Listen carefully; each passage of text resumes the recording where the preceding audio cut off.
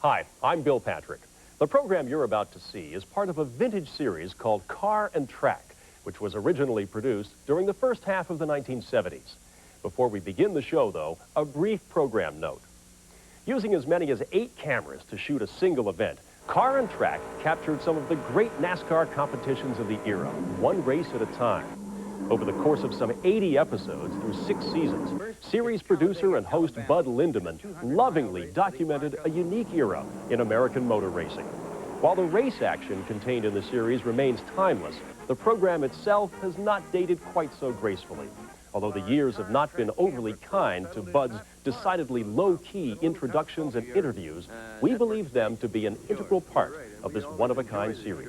So please, stay with us now as Speed Vision presents a rare slice of 1970s Americana, Car and Track. Boy, if you like them wild and woolly, we've got it for you today. It's called the Permatex 300. Some call it NASCAR's Demolition Derby. Well, it happens every year at Daytona International Speedway. And this latest version provided all the action that any spectator could ever hope for. Our test car of the week is a pretty, perky, plush little subcompact imported from Germany by the Buick division of General Motors. It's called the Opel Manta Luxus. Now, if mini cars punch your button, then you'll want to see this one. We'll be back, ready to go, in 1 minute.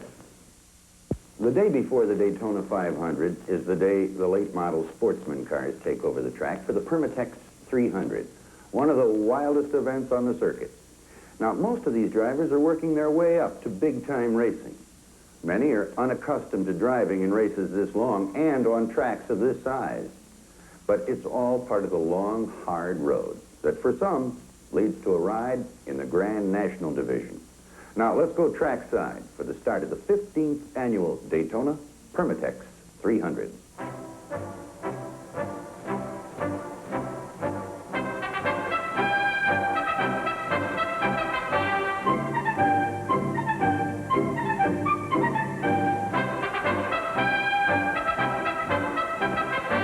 They may lack the experience and skill of the Grand National drivers, but they make up for it in sheer eagerness and determination.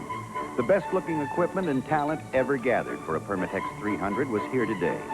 40 cars are lined up, ready to go, before a crowd of over 62,000 race fans. And the bait dangling in front of these drivers is a purse of $44,000.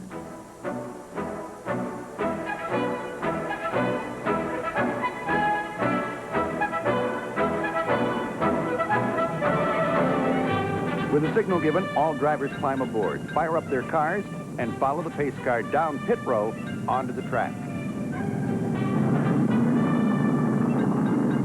The fastest qualifier, Jackie Rogers, is on the pole in number 98. 55, Tiny Lund, is alongside. In the second row, the 00, Sam Ard, and Ottinger driving the deuce. 11, Jack Ingram, and 61, Richie Evans in the third row. Then it's Neil Bonnet, Joe Holly, and number 90, Bill Dennis. As the pack comes down off the fourth turn, they kiss the pace car off, wind them up, and roar down the tri-oval for the green flag.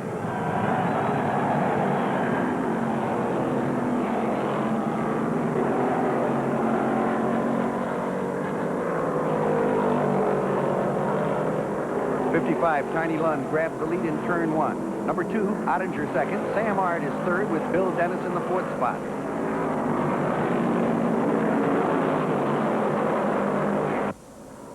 Tiny Lund leads them onto the tri-oval at the end of the first lap. They're wound up now, and everybody's jockeying for position. The 00 car with Sam Ard goes to the high side of Ottinger's number 2, and entering turn 1, Sam takes over the second place spot.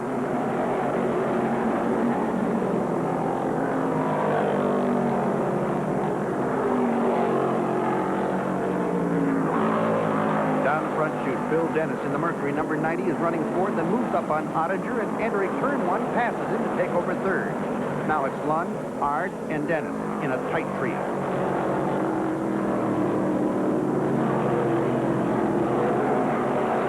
Down the back chute, Dennis is hot. He passes second place Sammy Ard and moves up on the inside for a door-to-door battle with leader Tiny Lund in the Chevy number 55. Down the front chute, they're still locked up with Sammy hanging in for third. spinner on a back chute.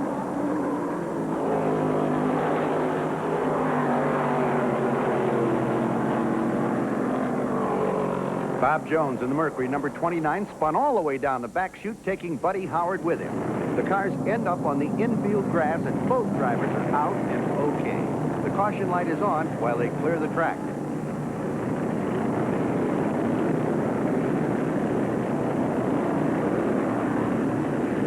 Buddy Howard's Mercury is badly damaged and towed behind the wall, while the rest of the field winds up down the front chute for the restart.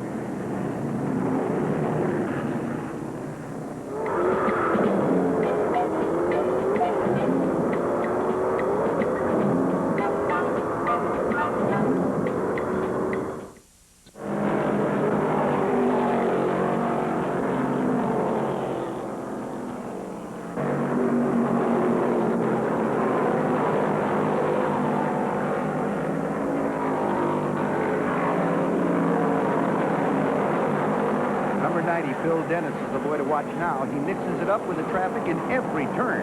Bill won this race last year, and I'm sure he'd like to go for a rerun.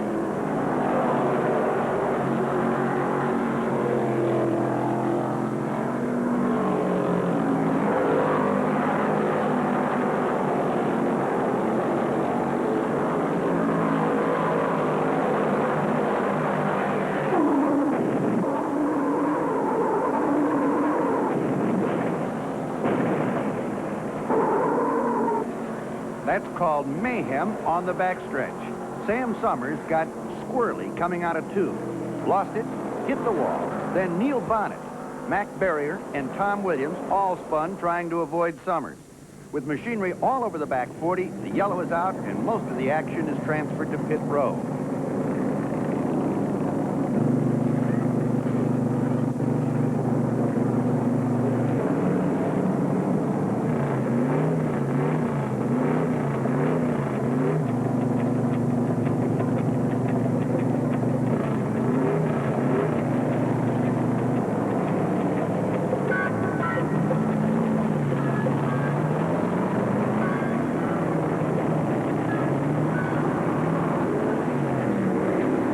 This is a slightly shortened version of Neil Bonnet's Dodge Charger after hitting the wall.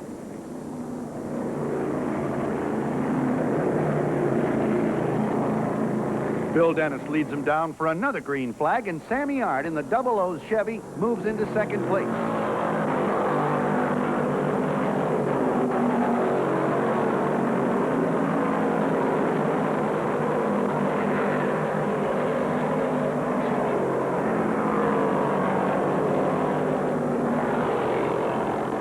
Down the back chute, Sammy challenges on the inside, but Dennis staves him off as they enter the third turn.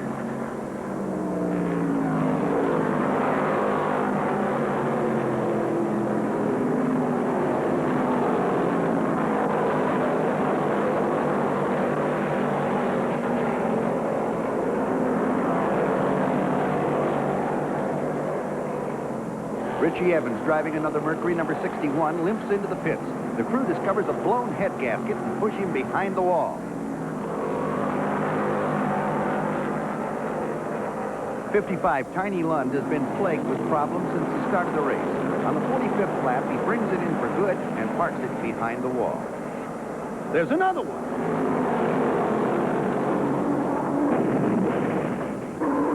That was Glenn McDuffie in car 79. He lost it coming into turn 2, went low, and suddenly catapulted up and across the track, head-on into the wall, bursting into flames.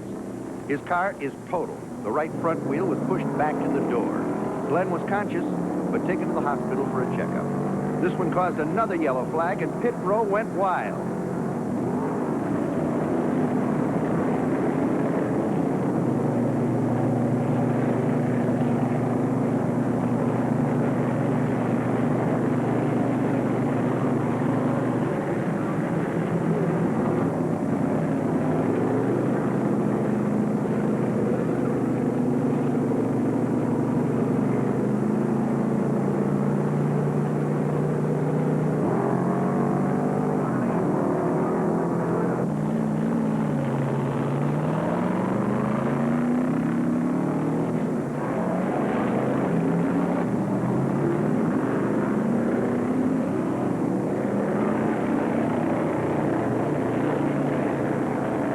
Red Farmer in the Ford 97 has the lead now and brings the pack down for the restart with Jack Ingram in 11 and Sam Ard in the 00 car.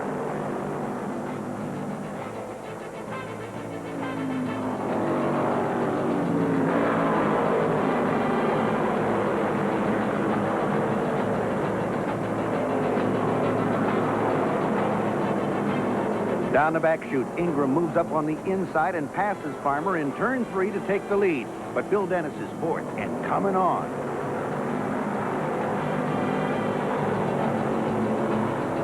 Jack Ingram out in front trying to stretch this fearsome foursome of Sammy Ard, Red Farmer, Bill Dennis, and Dennis Giroux in car 50.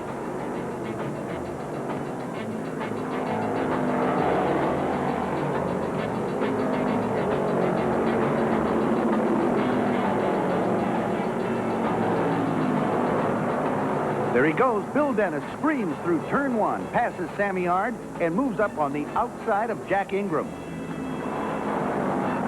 Down the long back chute, Dennis and Ard both fire past Ingram to take over first and second. In a half a lap, Jack Ingram goes from first to third.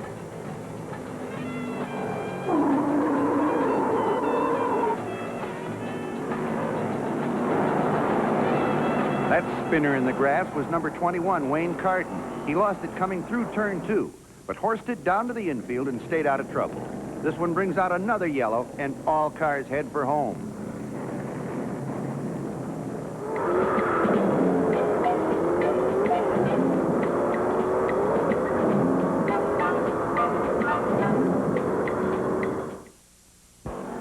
As they come down for the restart, Jack Ingram and Bill Dennis are locked up door to door with Sammy Ard a close third.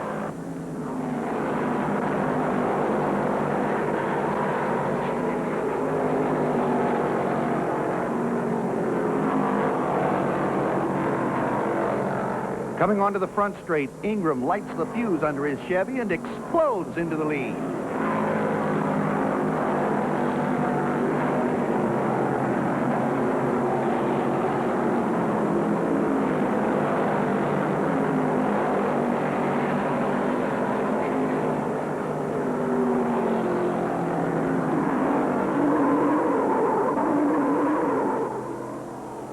One of the cars dropped oil on the 4th turn, and number 17, Tom Williams, hit the slick, spun around onto the pit entrance. Caution lights are on. Look out, another one.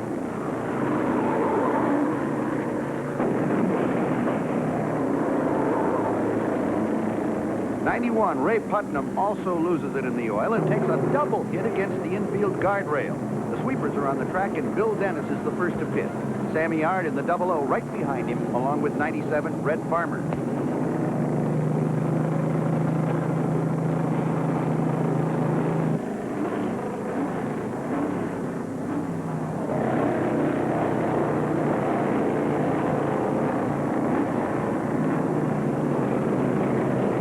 The action is furious as all crews try to set new servicing records to get those cars out.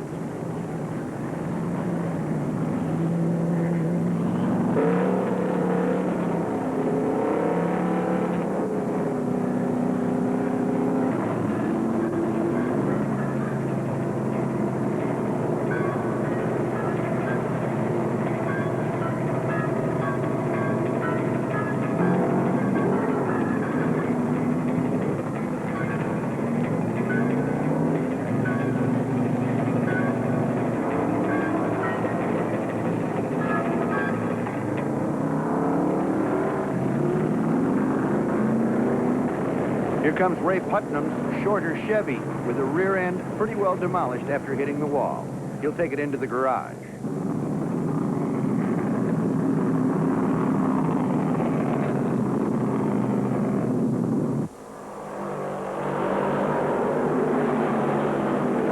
With the green out again, it's Ingram, Dennis, Giroux, and Farmer all heading for turn 1 in a tight pack. Bill Dennis is hungry and honking as he fires his Mercury into the lead down the back chute.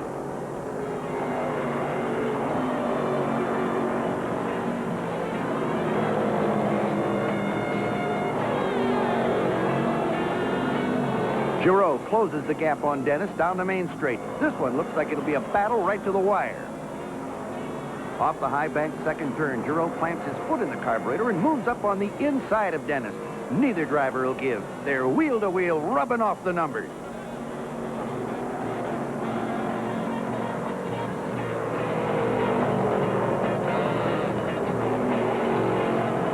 Woo! Giroux got a little squirrely entering the fourth turn and drops behind Bill Dennis. Sammy Ard and Red Farmer are a shadow away in third and fourth spots. Number 11, Jack Ingram, hits with engine trouble, and the crew goes under the hood.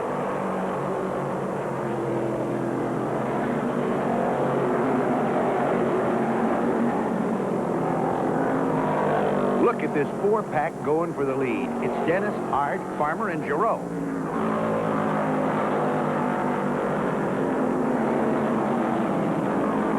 They're swapping that lead around like a ping-pong ball. Now it's Sammy Ard with Dennis second.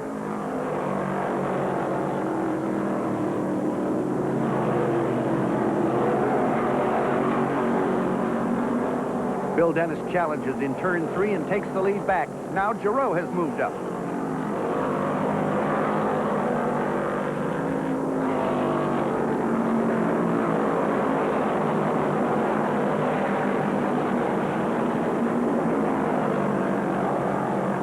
On the back straight, Bill Dennis tries to stretch his lead, but he can't do it. If there was a tax on determination, these dudes would be broke.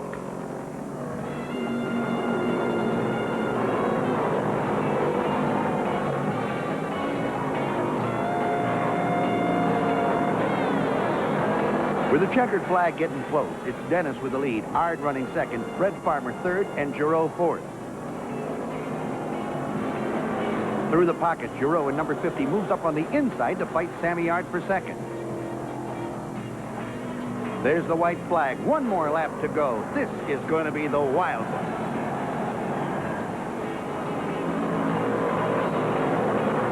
Bill Dennis in front. Giroux is second with Ard and Farmer closing up.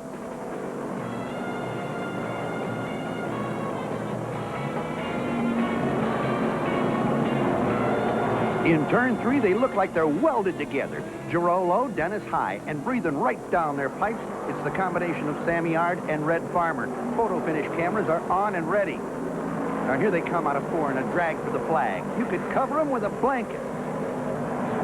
It's Bill Dennis by less than a second, winner of the Permatex 300. Hey, look out! These boys don't even stop after the checkered flag is thrown. Number 64, Gary Dupuy, lost it on the backstretch, spun all the way around and into the infield.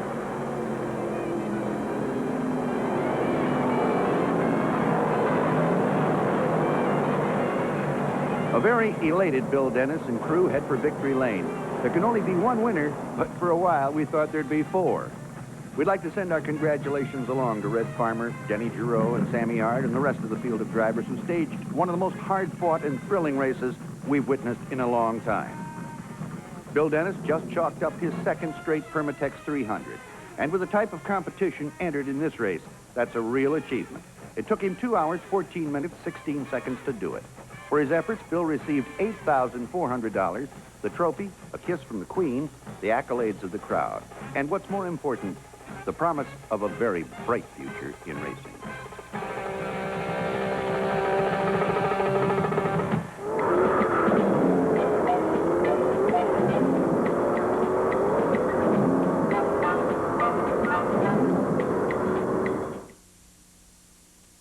You know, the popularity of the mini car is sweeping the country like a prairie fire. Many are now being produced in this country, and even more are imported from overseas. Well, at any rate, they're descending on the American highways at a fantastic rate. For some, they represent a second car. For others, a fad. And then, too, there's a great many motorists who find them just pure fun to drive. Well, whichever category you fall in, you may want to take a second look at this Opel Mataluxus.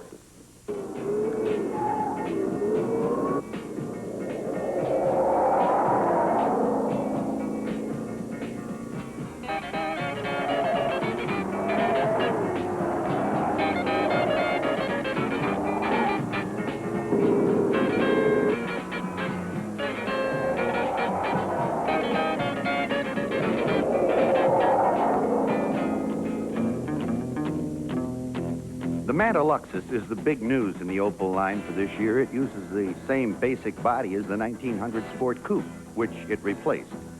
Inside, the luxury trim sets this car apart as something special. It gives a pretty stiff ride on this 95.7-inch wheelbase with a 165 by 13 tire size. Special ornamentation and paint colors distinguish the Manta from the rest of the Opel line. It was anything but quick coming off the line. 30 miles an hour took 5.1 seconds. It might do a little better running downhill. With the tires hot, we clocked 45 in 9.5 seconds. The 115 cubic inch engine only delivers about 75 net horsepower with a 7.5 to 1 compression ratio. 60 miles per hour ate up 16.2 seconds on the clock. In our passing test, 50 to 80 miles an hour took 13.9 seconds and 1,297 feet. Our German Mini was a lot quicker at stopping than starting. From 30, 38 feet. After several high-speed stops, heat buildup was not noticeable. The pedal faded very little. From 50, we ground to a halt in 72 feet.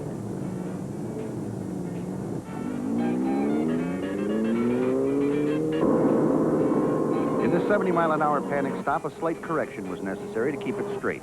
The brakes were cold, and it used 191 feet of the asphalt before it stopped.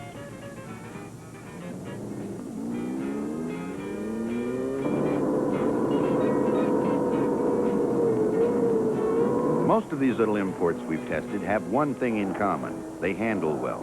The Opel is no exception. The car snaked through the cones in excellent shape.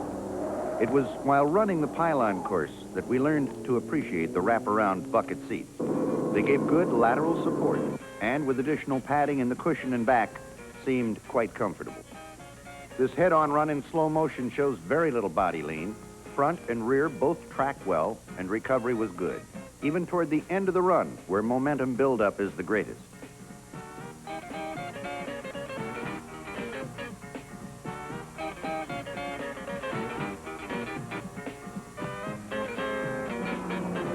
Out on the track, we got our tester up to speed and found that cornering was kind of fun. With a bigger mill up front, it could have been an outright ball. On entering a turn, the stability was good, and the front end stuck well. There wasn't enough muscle to power it through a turn, and even less coming out. But this 1.9-liter engine is the only thing available for the entire Opel line. With the stiff suspension and short wheelbase, riding characteristics are not the best. But then that's typical of subcompacts. Visibility in the Opel Manta is excellent. All instrumentation is simple and located directly in front of the driver. Seating room up front is ample. In the rear, ridiculous.